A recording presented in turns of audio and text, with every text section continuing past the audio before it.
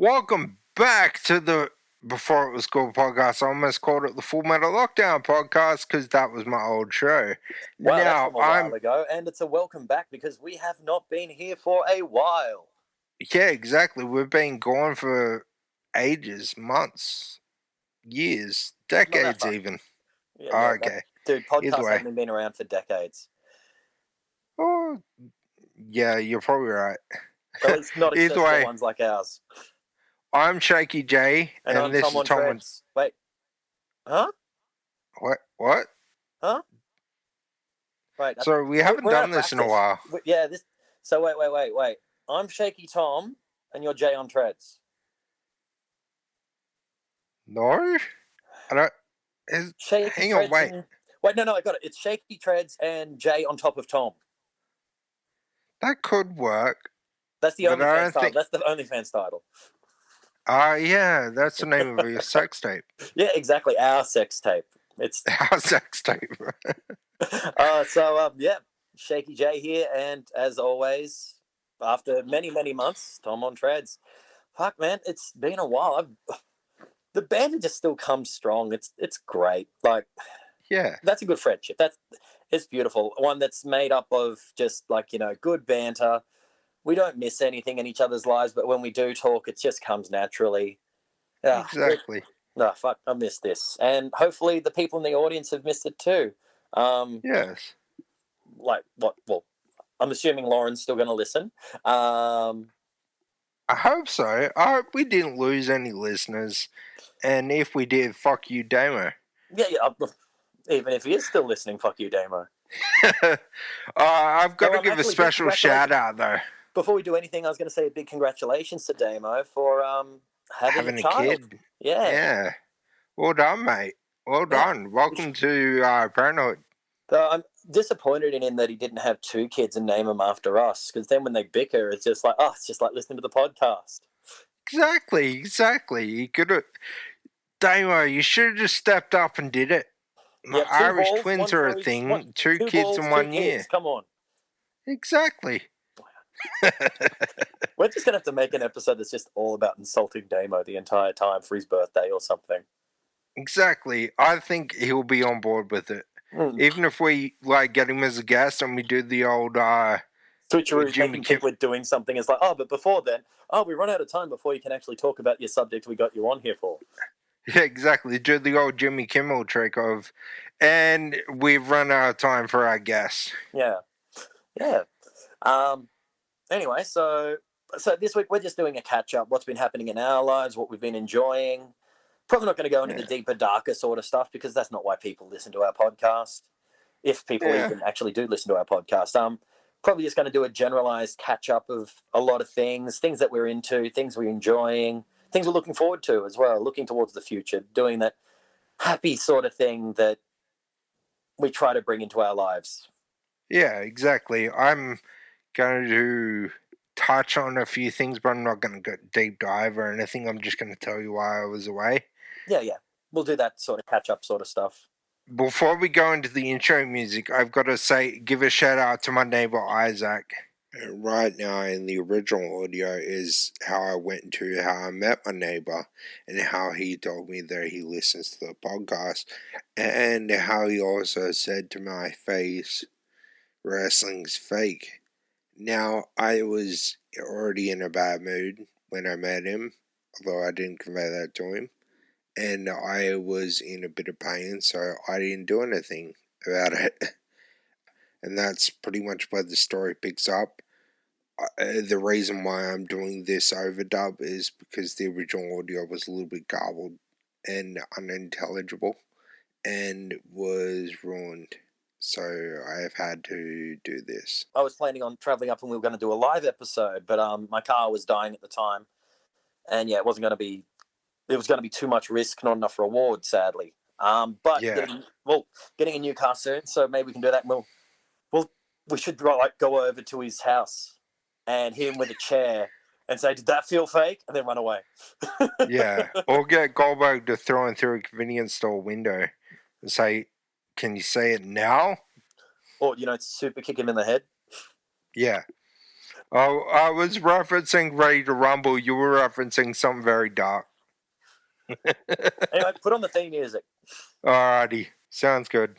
And away we go. Gay.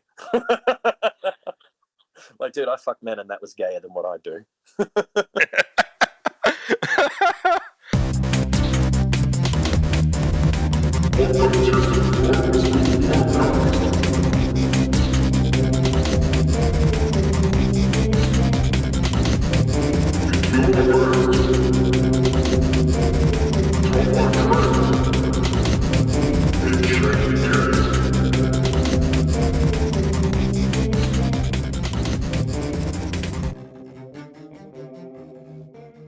That was the theme music. I bet you've missed it, unless you're Tom, who always hates his own music.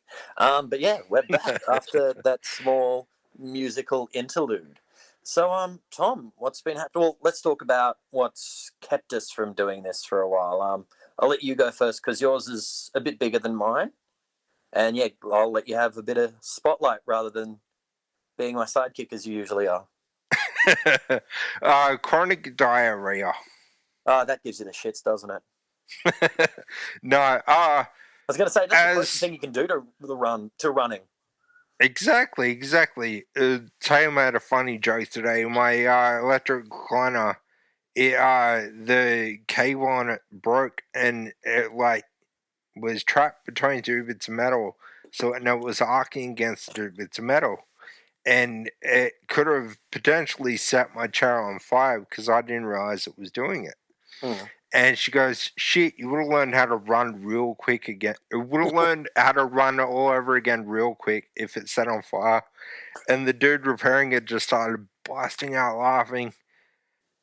And we kind of just looked at him and we're like, we can tell you work with disabilities because you were comfortable laughing at that.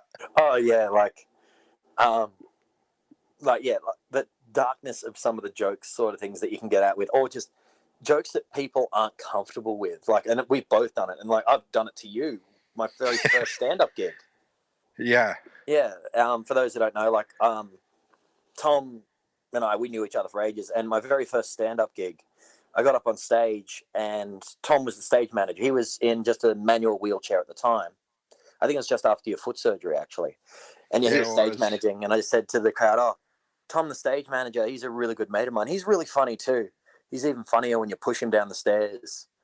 And the entire audience went into shock, but looked over at Tom, who was there pissing himself, mainly because he couldn't get up and go to the toilet. But, and then everyone was like, oh, okay, it is actually funny. It's okay to laugh at this. Yeah, I remember that. I was pissing myself laughing at the side of the stage, and everybody was like, oh, I don't think he's allowed to say that. Screw it. Yeah, but got to know your audience. Exactly. Member of the audience to insult.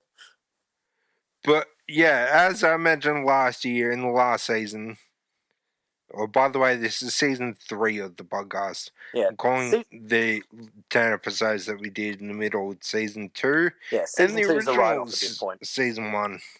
Yeah. But as I mentioned in season 2, I had COVID in April. And as it turns out, that was either Omicron or Delta. It was one of the heavy hardcore variants. Mm-hmm. And that fucking wiped me out. I didn't realize until literally February this year when I got to relax for a little bit how badly that screwed me up. But yeah, it just wiped me out mentally and physically. And it sent me into a pretty dark area of my life that I don't want to drag everybody into, because like Jay said, this is about comfortability and not about all that dark stuff. But and I like that comfortability. That being said, we still actually have to do cunties for last year, don't we? Yes, we do. Okay, so we will get there. We will get there eventually. Or maybe we'll do end of financial year cunties in June or July. Yeah, like a half-yearly one. Yeah. To make up for losing it.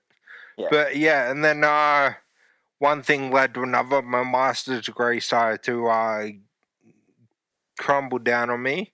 I ended up passing, which is good. In my second Yay! year, but I passed my first year. And then I got COVID again. And then that's not on counting anything to do with my daughter's health. My wife's working state at the time. She had to go through some pretty horrible stuff, but it's not my place to talk about that.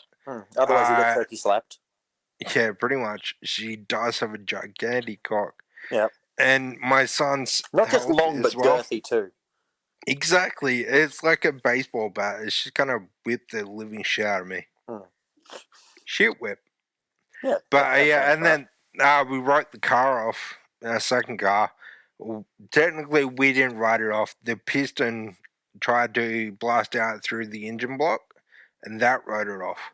Yeah, that'll do it. That'll piston you off. Yeah, exactly.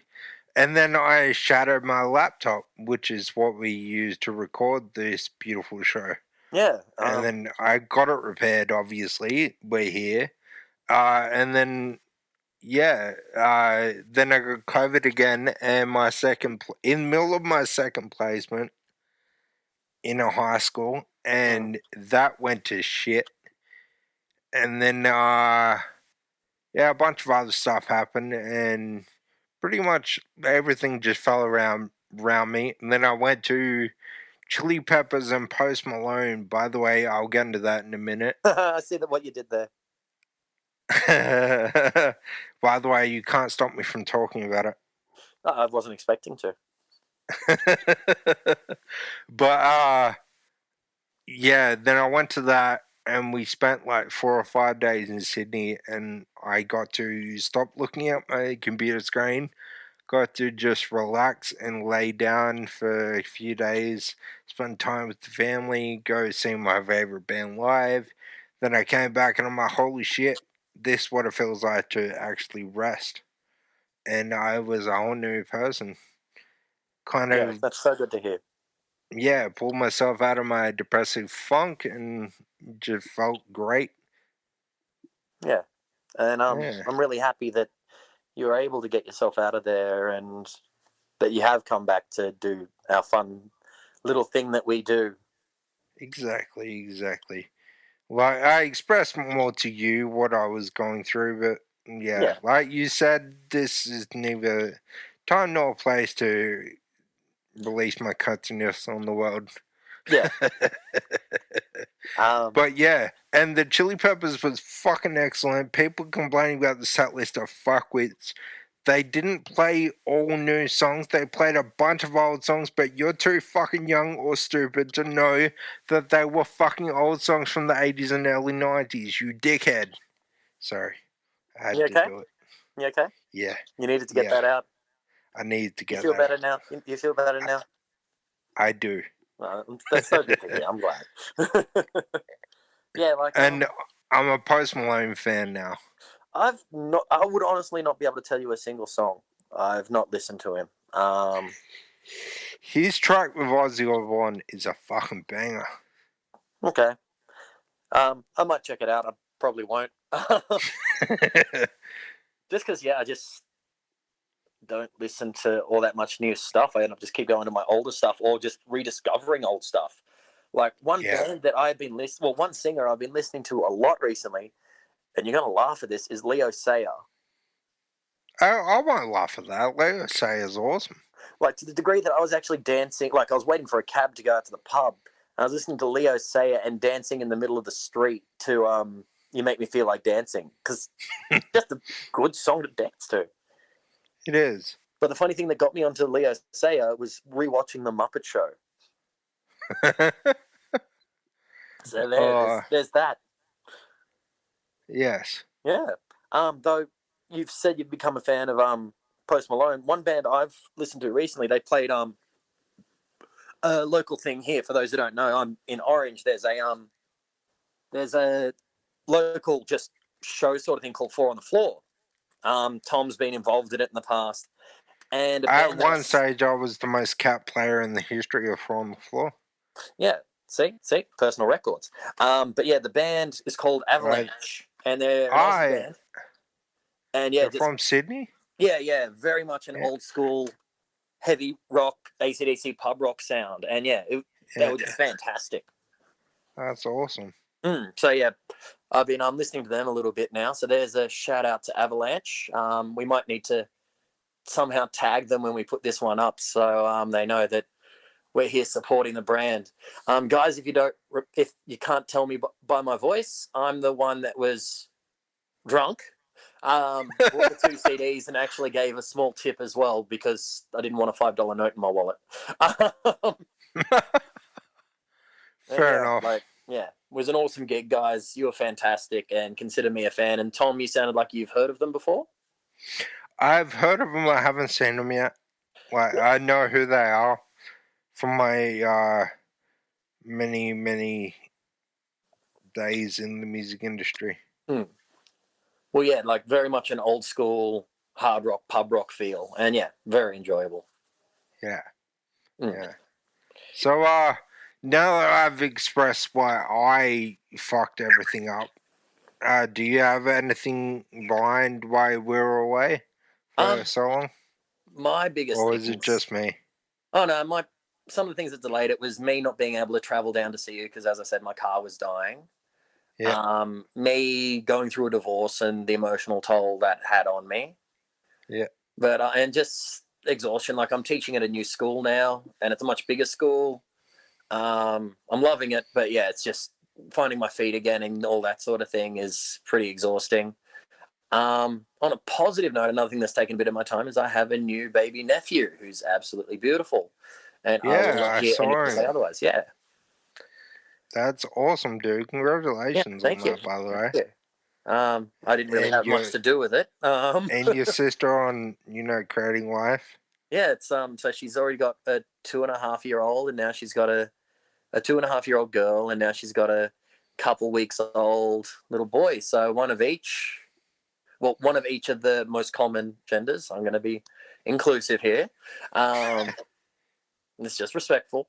And they're over the moon. Everything's going well. He's healthy. He's happy. The niece is accepting him. Hasn't tried to set fire to him yet, so that's always a good sign. So I got rid of my first few siblings. That's about the age gap between Augie and Amelia, my kids. 2.5? Yeah, about 2.5. I thought it was a bit more than that, but no. Oh, cool. Yeah, Amelia's 10 and Augie's 7, but it's because of when they were born. Amelia was born in December, and Augie was born close to that, so his birthday's not far away. Okay, cool. Yeah, I wasn't entirely sure, but yeah, I actually also am at the same school as your niece. Which one? Bella. Oh, you're Orange High? Bella's at Bletchington, isn't she?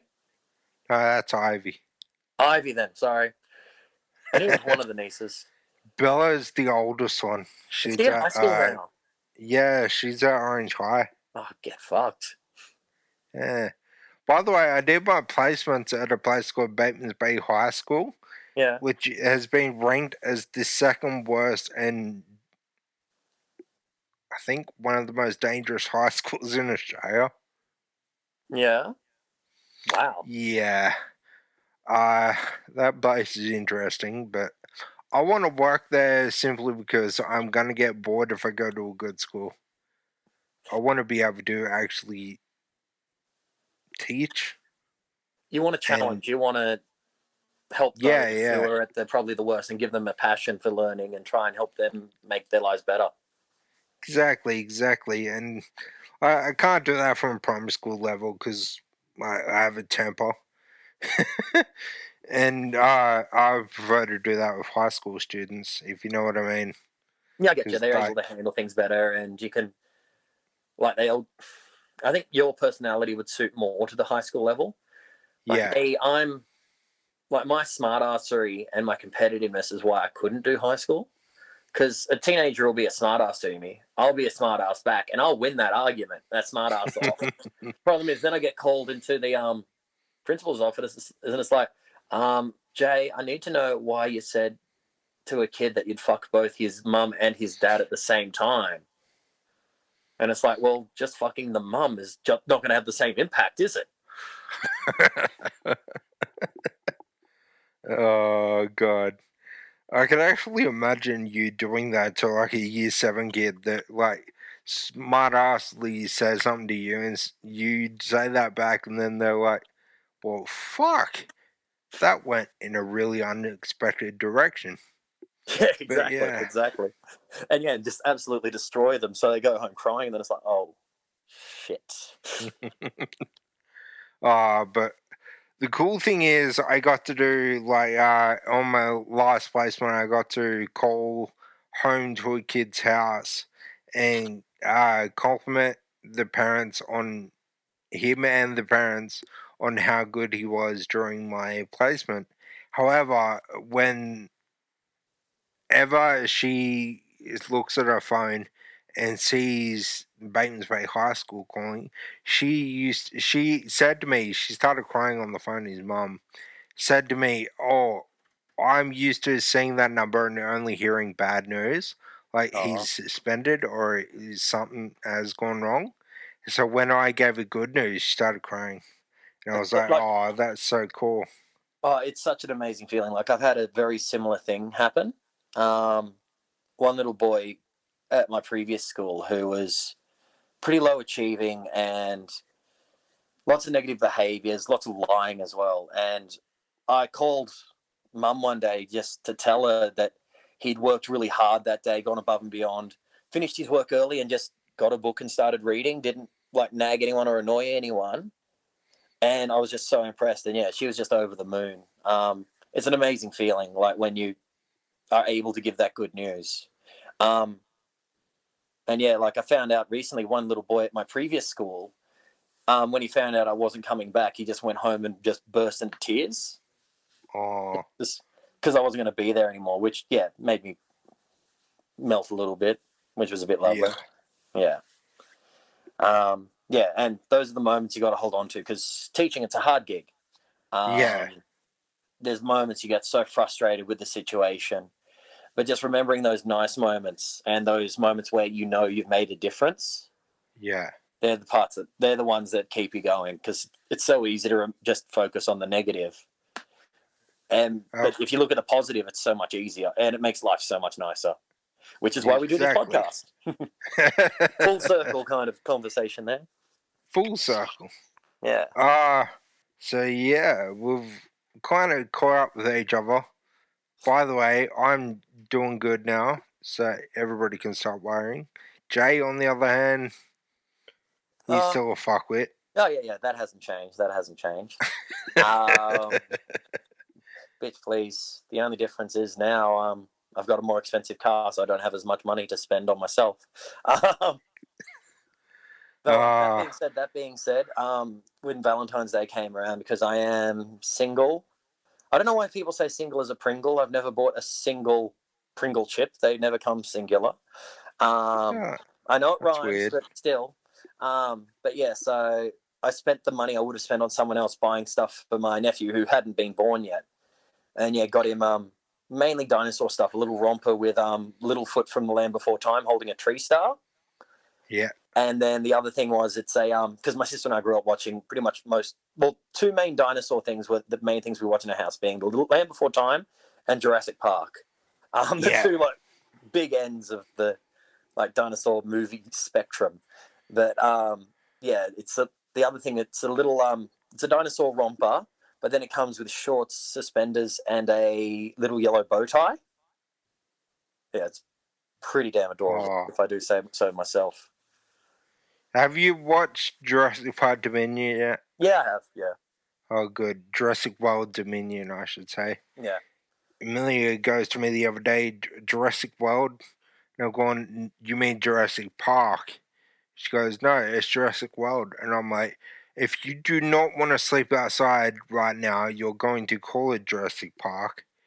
And she was like, fine, it's Jurassic Park. And I'm like, I know you grew up in a world where it was Jurassic World, but it's Jurassic Park. Smarten the fuck up, or I'm I going want to kick you in the face. if you could lift your legs. Um, Yeah, but that being said, like it's an interesting thing. Like where do they? Because they wanting to do more trilogies for it. They've done Jurassic Park, then they've done Jurassic World, Jurassic Universe, Jurassic Multiverse. Like, is this going to start going MCU levels of ridiculousness and just going into different things, or because I think they jumped the shark going straight to Jurassic World. They could have gone like Jurassic Park and then like Jurassic State or Jurassic City. Yeah, I get doing a Jurassic World, like I think it's more because so many theme parks Disney have got World world in there. Like there's Disney World, Movie World. Yeah, like all it was a theme park world. And all that stuff. They could technically just keep going with the world theme, or go back to the park theme. Like I don't think they can do it again. They have to do something a bit more different. Like because I mean they made 3 movies, 2 of which were good. Then the Jurassic Park 3's not worth talking about. Then they went with a very similar theme for the first 3 of Jurassic World. Like the first one is go to a park with dinosaurs in it, it breaks down. The second one is like, okay, take dinosaurs to the mainland, which is the end of Jurassic Park 2, and there's also also the collection of them off the island. And then the third one was just kind of do what the first one did, but with different dinosaurs. Well, new dinosaurs and then a couple of classics. Like, it was. Yeah. I do have to admit though, that fucking raptor with the wings. The one that swam. Yeah, I think that's the Pyroraptor. Because the Atrociraptors are the ones in I don't know what country it was. Was it? It wasn't Morocco. It was somewhere where they were doing the black market stuff. Yeah, they were the Atrociraptors, but the one that swam is called a Pyroraptor. I think I've let this out in the show before, but I have a deep phobia of birds. It's the one thing on earth that I'm genuinely scared of. I've let fucking spiders run up my arm, wild spiders, not trained or tamed spiders or defanged spiders. I've let actual spiders run up my arm and laughed because I thought it was funny. I've let snakes run over my feet. I've held crocodiles. I've done all that shit, but you put a fucking budgie near me and you're gonna hear me scream like a little girl. I'm getting you. And that scene, it was a fucking raptor with wings. My fucking god. I'd never actually been afraid of a fucking thing in the history of Jurassic World or Park, any of that stuff, but that gave me fucking nightmares. It was a fucking raptor with wings. Just so you know, scientifically, the views are is that most raptors had wings. I know. I don't give a shit. To me, they're lizards. There will always be lizards because they're cooler with They were never scales. Lizards, they were reptiles. There's a difference. And they're still reptiles, they just have feathers now. Whatever. I do not give a fuck. They're not birds. Fuck well, they weren't. birds. No, they were before birds. Either way, I don't fucking care. They're not birds. Fuck birds. Is that why you enjoy like your fried chicken so much? It's like, fuck you, birds. Pretty much. But it's weird because and it disappeared, and then they had a mystery meat for dinner. Like, we know what's happened. But it's weird because I've held birds of prey like hawks and owls on my arm at zoos. I was going to try it with an eagle, but those things are fucking huge. Mm-hmm. But like I've stood next to an eagle, like tamed eagle, and not a damn thing. But you put a 2-inch budgie near me, and I will scream. Any idea why? Like, is it a deep-seated trauma or a budgie attack when you're a kid? I used to have a pet galah when I was a kid, and he almost ripped my ear off. Well, which I'm pretty sure that's where it started. Fucking Shaq. Fair enough. Now I know. Yeah, now you know how to get to me. For your birthday. Fuck you. And that's how the show got cancelled. I did a live broadcast to our YouTube channel of me just choking the life out of you and going, eat the budgie. You wouldn't be able to hold it to do it. Yeah, true. And plus, I can just, step out of your arm reach. Oh, fuck you. Or up some stairs. Upstairs might be better, although my electric wheelchair can go up right angles. Yeah, but See, as how long as slow the does it go? stairs are the same amount of distance apart, you're fucked. At a very moderate pace. I can go. This one can go 15 kilometers an hour. Yeah, but how fast does it go upstairs? I haven't tried that. And yeah, the thing is, I'll just stand at the top of the stairs and just throw like multiple budgies at you. They'll fly away. A bombardment of budgies, just yeah. And the moment they start flying close to near you and then fly past, you'll panic and just realize that I have the high ground. Don't try it. So that just reminded me of Star Wars. That was the joke. So have you been watching much of the newer Star Wars stuff that's been out, especially the most recent two things? I watched The Mandalorian. Yep. And Obi-Wan, but I haven't watched any of the animated stuff. Have you watched any of the Clone Wars, like the original the Clone Wars cartoon series? Because it's been around for a while. Yeah, years and years ago. Okay. If you ask me to remember, I'm gonna struggle. Oh, no. Watch the final season, which is where they introduced the Bad Batch, and now they're doing a series based on the Bad Batch. Yeah. The Bad Batch are faulty clones that had mutations that made them worthwhile keeping. Yeah. So think of it similar to like a Dirty Dozen cross X-Men, but in the Star Wars universe. Huh. And yeah, it's a really good series. Like, watch the final season of the Bad Batch of Clone Wars, and then go into the Bad Batch. You'll dig it. Yeah. What did you think of Obi-Wan? I loved it. I really loved it. Oh, I did too. I thought it was, dare I say, better than The Mandalorian. I wouldn't say better than Mandalorian, but a bit more emotionally invested. Like, you're a bit more emotionally invested. I think it's because I grew up with Obi-Wan, both the original version and the Alec Guinness and Ewan McGregor. Yeah, the Ewan McGregor version. And I grew up with Obi-Wan and loved Obi-Wan, and The Mandalorian was cool, but originally when I started watching it, I thought it was going to be based around Boba Fett. No, that's Book of Boba Fett, which was okay. I enjoyed it, but yeah, a lot of the Star Wars fans have not liked it. It was alright. I'm not going to go out of my way to watch it again. If season 2 happens and I happen to watch it, then okay. Okay. But if, yeah, I'm not going to go out of my way to find anything more about it. Yeah, like, the main issue I had with it is that halfway through it was just like, oh, here's some extra episodes of The Mandalorian. It's like, no, I want to watch Boba Fett become a mafia boss. Like, give me more of that. Exactly. And, like, there were some real cool characters they brought into it, like what's his name? Black, the Wookiee. His name's Black something. I can't remember. Yeah, he's a character from Legends who's really quite cool. I thought there was some real good moments in it and stuff I really enjoyed. But yeah, it had potential. Yeah, and what's his name? Timio Morrison, that's his name? The guy who plays Boba Fett, and and I think that's his name. He's the Kiwi. Yeah, and I really like him as an actor. I think he's a really good actor. Just so everybody knows, he didn't play him in the original Star Wars, but his voice was used later on, wasn't it? When they he was when they did the digital remasters and they fucked up the original 3 and put Aiden Christensen in the Return of the Jedi.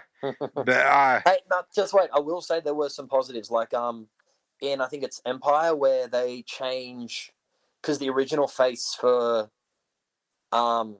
what's his name, for the Emperor in the hologram was like Darth Sidious.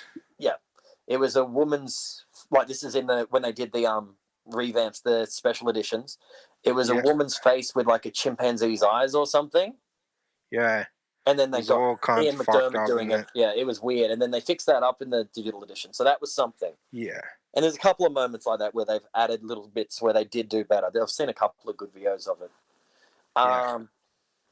But, yeah. He played him in the prequel trilogy from the 90s and mid 2000s. Yeah, Ian McDiarmid. No, Django Fett. Oh, he played Django, and the one and movie Boba that he was a in. kid. Yeah, the one He movie played that he all was the in. clones. Oh yeah, true. Well, the voices of the clones. Did you really see them that often with their masks off in the third one? No, not in the third one, but in the second one you did. In the second one you did, yeah. You played a lot of clones. Well, he had to. It was called the Clone Wars. Attack of the Clones, thank you. Clone Wars was the cartoon series. Yeah, it was too. Yeah. Fuck it. It's all the same. So all the clones in the Clone Wars and Bad Batch are all done by D. Bradley Barker, who's a voice actor. But do you know who D. Bradley Barker is in other things? Have you ever heard of him? I've heard the name, and it's coming to mind, but... he is Klaus the Fish in American Dad. American Dad? Yeah. And he played all the clones in pretty much all the Clone Wars series. Oh, shit. There you go. Yeah. Really versatile voice actor, though. Admittedly, when you're playing clones, you just have to keep doing the same Kiwi accent with some slightly different inflections. They can get real racist real quick. No, I never said anything negative about it. It's just they're all Kiwis. That's their voice. I didn't say it is racist. I said it can get racist real quick. I think he gets away with it. I don't know. Like, anyone out there who is a Kiwi who has been offended by the voices of the clones in Star Wars and other Star Wars media, let us know. I'm curious. It's not something I've ever heard. I've never heard anyone trying to cancel it because of it. It's not really a caricature. Like, they're not saying any like of the racial stereotypes. Not there's really a huge amount of racial stereotypes for Kiwis that I know of outside of the classic jokes of being interested in sheep, but they also say the same thing about us. So it's kind of, they say the exact same thing about Australians. So it goes back and forth between us. It's like I've met a few Kiwis that call us sheep shaggers. It's like, come on, we move to our Packers. They can kiss us back when we're doing them. At least we didn't invent the Velcro glove. But to be honest, most inventions that come from New Zealand, we end up stealing anyway. Like, we stole Sam Neill, we stole Russell Crowe until he, threw a phone at someone. We stole. I still claim him. We stole Dragon until one of their members got busted for something. We stole Pavlova. Yeah. Yeah, we steal most of the good stuff out of New Zealand and give it back when we're done with it. Someone tried to tell me one time that, the Anzac Beaky came from New Zealand. And I was like, you fucking say that again and break your jaw. Just so you know. Like, even though you can have Pavlova. In the name. Yeah, I know, but they didn't come from New Zealand. Nah. I don't know the history, so I'm not going to say either way, but I'm pretty sure it's still Australian. Yeah. Well, it's Anzac, so it's the Australian New Zealand Army Corps. Yeah.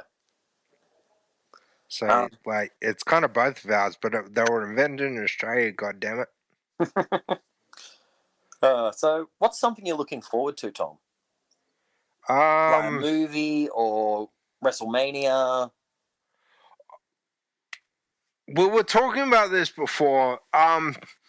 I've pledged, and I've kept my word. I haven't watched an episode of Raw since I went off my fucking head on this show a few years ago when Vince McMahon was fucking it. But Vince McMahon is gone, and our last episode was the Vince McMahon away episode. Yeah. Since then, Vince McMahon has dragged his old, decrepit, fucking senile ass back into the boardroom and pushed his daughter out. Yeah. I think that's a really huge thing. Like, it says a lot about the family dynamics that are happening there. Yeah. Considering he also fired Shane before he got booted out too. Yeah, but Shane deserved to be fired for what he was doing. Yeah, it was ego shit. Yeah, bullshit. But, yeah, they were originally saying, because, admittedly, I watched the Royal Rumble and it was fucking great. And about a week later, Vince announced he's returning.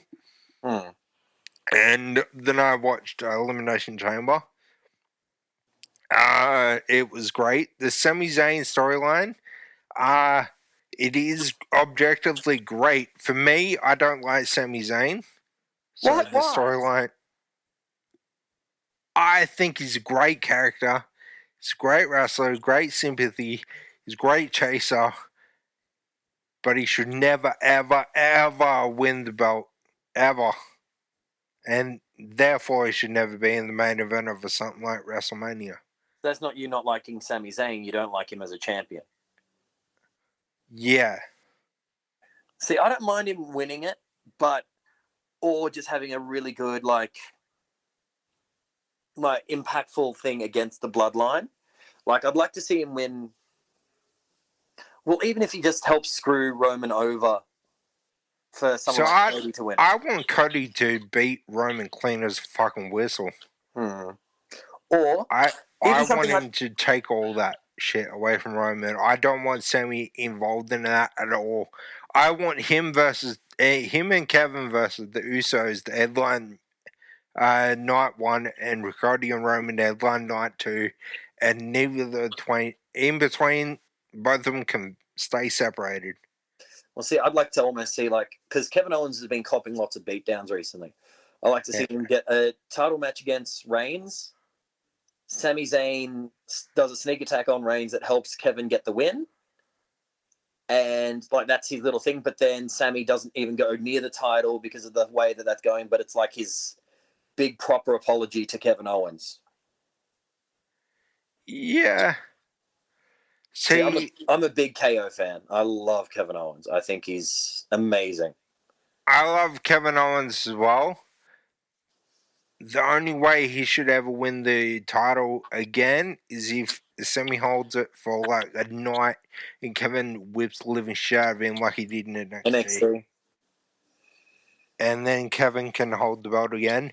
But the way he won it the first time with the help of Triple H, I don't think that did him any favors whatsoever. True. To me, that made him look like a little bitch. They needed Papa H's help. Yeah. I get But that's just me. But yes, in long form, I'm looking forward to WrestleMania. Even though Vince has put his fucking grubby little claws all over it. Oh, what did you see the thing that Bobby Lashley posted about him and Brock becoming a tag team? Yeah. Fuck, that'd be intimidating to come across. It would be. That would be scary as fuck. But at the same time, they're such good opponents. Oh, I know. They are so good against each other. I waited for years to see the Bobby Brock match. Sorry?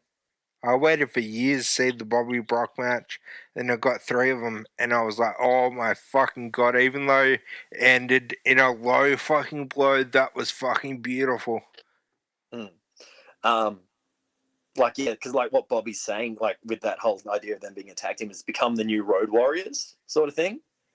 Not the Road Warriors and such, but that sort of tag team where it's just that monstrous tag team that no one can compete against. Yeah. Yeah. But you heard about the original plans for Mania wasn't Bray and Bobby. It was Brock and Bray. But Brock didn't want to work with Bray. Yeah. So Vince McMahon put his grubby little paws in and said, Omos isn't doing anything. And now you've got Brock and Omos. And you've got Bray and Bobby, which I'm okay with it. I'm happy to watch it. I'm happy with Brock and Bray and Bobby. See, I'm Brock annoys me. So often he doesn't to use an example, him versus John Moxley / Dean Ambrose back in the day. That match had such potential, and Brock wasn't willing to come to the table at all. Yeah. Because I think that could have been an absolutely amazing match if Brock had been willing. But anyway, I've actually read Moxley's book. I read it not long ago. You've recently become more of a fan of the Mox, haven't you? Yeah, the Blackpool Combat Club. yeah, since then I've become more of a fan of Moxley, but yeah, like I never was. I couldn't stand Dean Ambrose. I thought he was boring as fuck. See, I put I him in the liked him same when he was category unhinged, as not when he. Bret Hart. I liked him when he was unhinged, not when he became goofy. Yeah. When he was unhinged in the Shield, he was great. Yeah, Shield Ambrose, Shield Rollin, and Shield Reigns were all different to the characters they are now. By the way, I fucking love this version of Seth Rollins. Yeah, the slight variation of the Monday Night Messiah. Yeah. Not the overly preachy, but still cocky as all fuck. It's very Shawn Michaels-esque. Yeah, but with a little bit more flamboyant. It's kind of Shawn Michaels and cross between Shawn, Big Time Bex, and the Monday Night Messiah. Yeah, fair enough. Yeah. I was going to say it could almost add a little bit of Ric Flair to it all. Yeah, true. As much as Speaking of which, I'm not the biggest fan of Ric Flair, but never am I. Like, well, I was back in the day, but like even back in the day, like I watched like so many of his promos, and I'm like, most of the time, all he does is just yell. Like, yeah. there wasn't that much to it. Like in the ring, you could tell great psychology in the ring, fantastic psychology in the ring. His retirement, and I put that in inverted commas, against Shawn Michaels. I was gonna say which one against Shawn Michaels. is his third one, I think. I don't know. It's like Terry Funk. He just won't stay down. Though Terry Funk's staying down a lot more down at the moment. Sadly. Unfortunately, I asked Mick Foley about that.